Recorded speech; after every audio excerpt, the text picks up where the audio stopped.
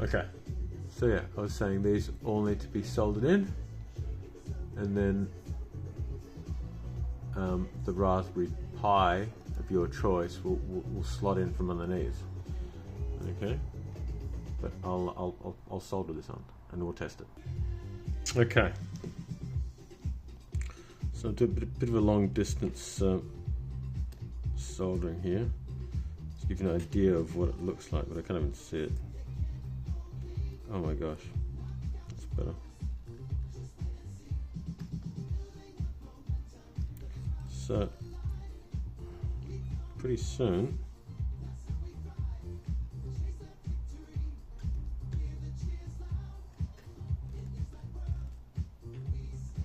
we'll get the idea of what needs to be done here.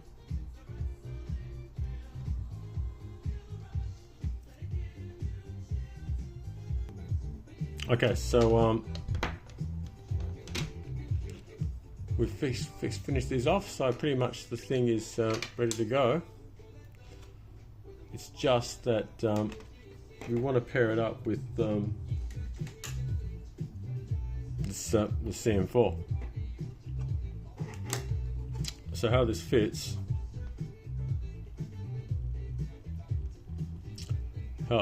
it basically goes like a board would. Lines up like this, and it pops in from the top. I can line it up.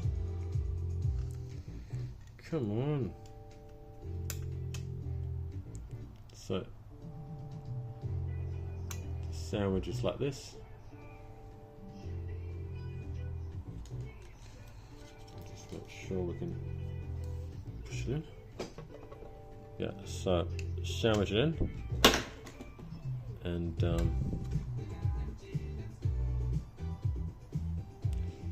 you've got this thing. There's not all to this one because there are no HDMI ports on here, and so you use a little ribbon cable that runs from here, and it goes to this they call it I/O board, to this end here, and this now will have HDMI port, a network port, and a USB port. At the moment it's only used for programming if you have a CM4 that has an internal sort of hard or solid state memory, and then there's always this on the back. It's supposed to in the future support possibly a real solid state M2 type drive. Okay, so we'll put this thing together next. This also has a little pass-through port, so basically you could plug in the output of the Gotek here and send it elsewhere, because this actually sits underneath the floppy disk. So yeah, it's just a pass-through port, I believe, and then I don't think this works at all. Okay, so the HDMI plug, again you sort of want to line it up, and then maybe tack a bit of solder in one corner, make sure, and then you can sort of heat it and keep sliding it side to side till you're happy with the pins being in the center. But again, you gotta make sure these pins are all centered, and they're very easy just to put a bit of solder across and boom. So then, again, I'm just gonna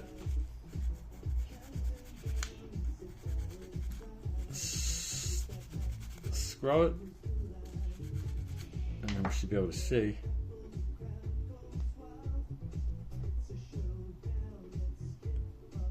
What's going on there?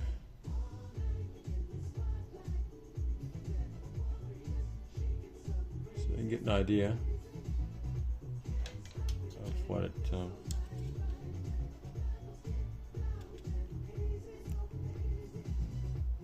yeah.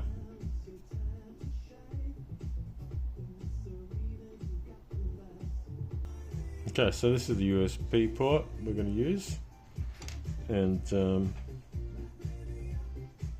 where am I? Yeah, and this is the gigabit Ethernet port, which doesn't, it's not supported at the moment, but could be very good, having that kind of potential. Another style USB plug. You get two different type of styles. This one here's got little legs that are crimped it out. This one here's just straight through, but they work the same. They've got these 4 pins, and this one here's got a bit better pins. But, we'll straighten that one out before it goes in. Okay.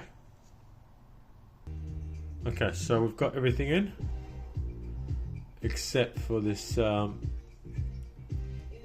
USB micro, which is used to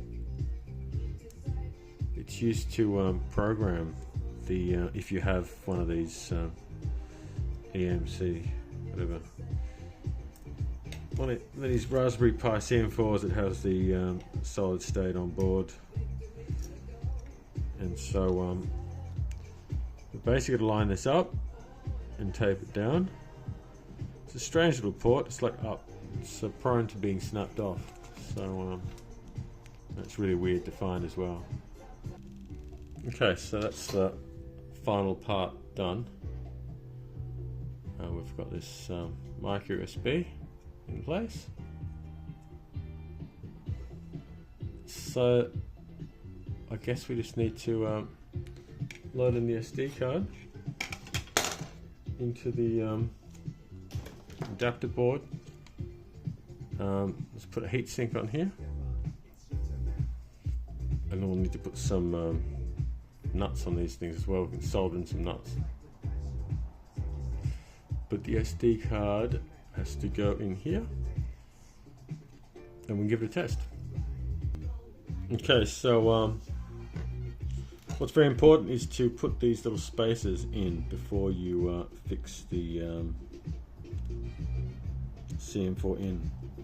So you're going to slot them in there on each corner, and then we're just going to use some probably 10mm bolts.